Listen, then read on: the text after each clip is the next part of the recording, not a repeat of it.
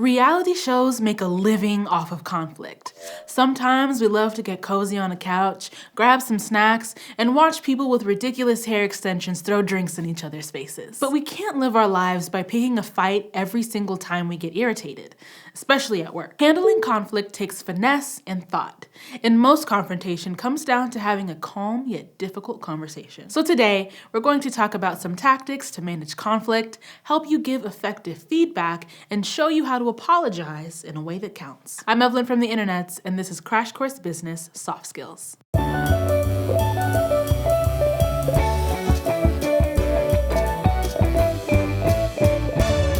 Whether you're in a group of 12 20-somethings locked in a house together, or just office mates working on a team project, you're bound to have conflict. Or at least one person you don't really like working with. It's just human nature. People have different working styles, communication styles, and generally like different things. And conflict can pop up over anything, like miscommunications, different leadership styles, or unfairness. But guess what? We're adults. And this isn't Jerry Springer. So we need to find ways to get along, or it's going to affect our professional reputations. The only person we ever fully understand is ourselves. We're all influenced by social perception. People see things differently, and we make assumptions based on our own experiences. So to really understand someone else's perspective and get to the heart of an issue, we have to sit down and listen to what they have to say. There are 5 general strategies to approach conflict.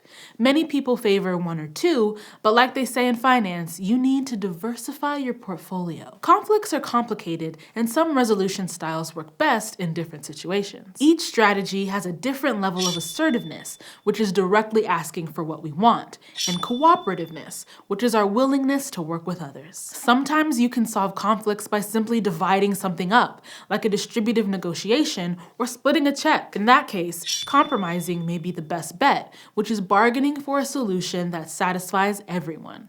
Although you might end up satisfying nobody instead. Compromise is such an easy default, especially since no one walks away feeling cheated. But if the conflict is more complicated than that, like solving a dispute between departments, think back to negotiations.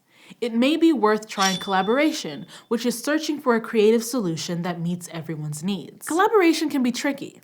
To do it, you need to build up a baseline level of trust so you can assert yourself, but people know you're looking out for them too. It always takes time and effort to find creative solutions. But sometimes, things need to get done like now. If you're dealing with getting a product printed before deadline, it may be worth giving an authoritative command, or using your authority to force someone into giving you what you need. There are downsides to a lot of assertiveness without much cooperation though. Maybe you've worked retail and dealt with someone who demands to speak to your manager because you can't fill their unreasonable request. No, I will not check in the back for you, Karen. So using a conflict management style with a bit more finesse will protect your reputation in the long term. In some cases, you may want to accommodate, which is basically agreeing to a solution to make others happy, like meeting over your lunch break when you wanted personal time. Accommodation can help smooth over tricky situations, but too much could mean you miss out on opportunities. Or it could give you a reputation as a doormat. And you deserve to embrace your worth and assert what you want. But if a conflict really isn't your problem, it may be best to avoid getting involved and choose avoidance. Avoidance isn't super realistic in the long term though. You can't sashay away from every workplace conflict just because you're afraid or uncomfortable. Now, harassment is a separate, very complicated issue that could have its own video series. If you're dealing with an abusive situation or inappropriate behavior like catcalling, or worse, then we recommend going to a trusted third party. That could be your boss, a therapist, or a human resources rep you trust. Systems for dealing with harassment are far from perfect, and some companies have arbitrators that are more concerned with policy than people. So everyone's story is different, and unfortunately, there isn't usually an easy answer. Even in smaller scale situations though, you could bring in a third party to help resolve conflict. Like there's the HR department, a mediator, or an ombudsperson, which is an investigator who specializes in mistreatment and conflict resolution. Let's go to the thought bubble. You've been working at a consulting firm for a couple of months. It's basically your dream job. The pay is fantastic, the companies are interesting, and you're on a great team. Mostly. There's creative tension between you and one of your teammates. Y'all never really clicked. You can deal with the cold shoulder and some disagreement on project execution. It's been manageable because your back and forth usually creates new ideas. But recently, they've been rude towards you during client presentations, which is super unprofessional. It's not a drastic issue that affects the whole team, so you decide to talk to them after work. And together, you collaborate to come up with a plan to communicate more directly with each other, especially before big presentations. So that situation is back on track, but there's another problem. Your office is dog-friendly, and your cubicle mate's dog is mostly fine, except he regularly pees on the corner of your desk. You've brought it up with your coworker, who was promised to take him out more frequently, but it hasn't really happened, and you're sick of smelling dog pee. So you decide to go to the office HR rep and talk with them.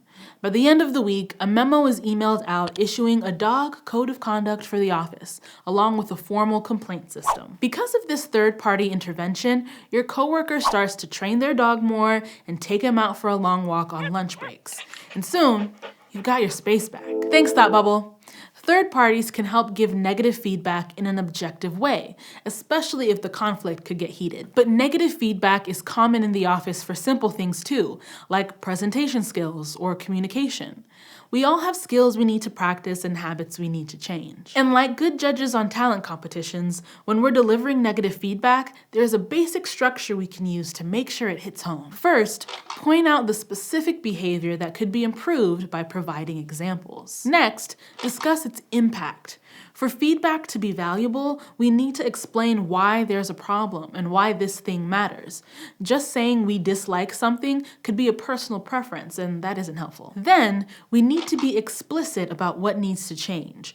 We can't expect people to read our minds or just know how to fix something. So for example, someone on your team might be missing deadlines.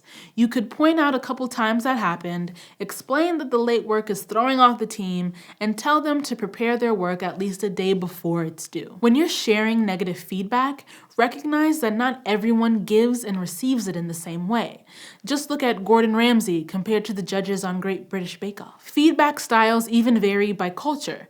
In America, we tend to give negative feedback with the Oreo method, sandwiching it between two things that the person is doing well. So you might say, your project ideas were very creative, but your presentation style was too casual and didn't match the professionalism of your deliverables. Your enthusiasm was good though, and you should use that energy with future clients too. But not everyone wants a sugar-filled Oreo. Some cultures tend to give blunter negative feedback, like your presentation style was too casual. Please work on your tone during delivery. And other cultures are more indirect, like an office-wide announcement that professionalism is important when presenting to clients. The goal of negative feedback should always be to help someone improve, not tear them down. So be aware of who you're speaking to and how they perceive conflict. To soften the blow, you can frame negative feedback as an opportunity for improvement. And if you're on the receiving end, try not to take negative feedback personally. Rejection stings, and no one likes to hear what they're doing wrong, but it's a way to learn from our mistakes. No one would be able to improve their smize without feedback from Tyra. So we should thank the people who give us feedback for their time, explain how we're going to follow up, and then actually change our behavior.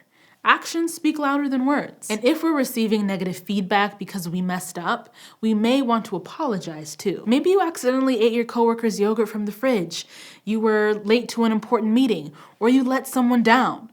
We were all rooting for you, Tiffany. Apologies can go a long way. They may not change the outcome, but they can make people feel better, as long as they're sincere. We've all gotten a superficial "so sorry" at some point. It's frustrating, right? In general, it helps to really listen to others and avoid getting defensive if we're approached about a possible mistake. Messing up can be embarrassing, and knowing what situations warrant apologies is not always straightforward. And it's not easy to offer up a sincere apology, but there are 3 simple steps that can make your apology count. First, admit that you were wrong and say that you're sorry. No one likes to be wrong, but it's not a sign of weakness. It happens to all of us. And apologies are a way to diffuse drama and show someone you're sincere about working with them. Big grudges are just exhausting in real life. Keep it simple with something like, "I'm sorry I did that," or "I know what I did was wrong." And avoid the non-apology. "I'm sorry you feel that way" doesn't cut it, because you're not owning up to your actions. It sounds like you don't agree that you did something wrong. I'm also sorry I feel this way, but what are you going to do about it, Brad? Next, show them you understand that what you said or did hurt them. Don't keep justifying yourself with, I didn't mean to, or I had a good reason to, or I was just trying to. Not everything is about you. Then, tell them what you're going to do differently so it doesn't happen again, and make an effort to actually do better. Apologies can change depending on who you're apologizing to. If you hit a stranger's car, you'd want to focus on restoring the balance by paying for damages. If you let down your boss though, you'd focus more on your working relationship and next steps. And just to be clear, you don't need to apologize for everything. Think critically about it. Did you speak up inappropriately, or are you just apologizing for speaking up at all? Are you apologizing for apologizing too much? It takes time and effort to master apologies, feedback, and conflict. So if you're still figuring things out, don't worry, we all are. Just remember to, number 1, use conflict resolution styles for different situations.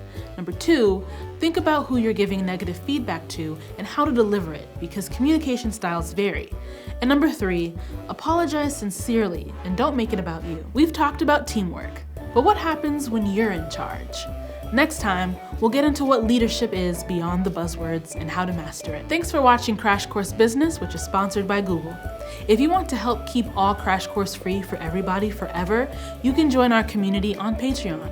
And if you want to learn more about difficult subjects, check out this Crash Course philosophy video about discrimination.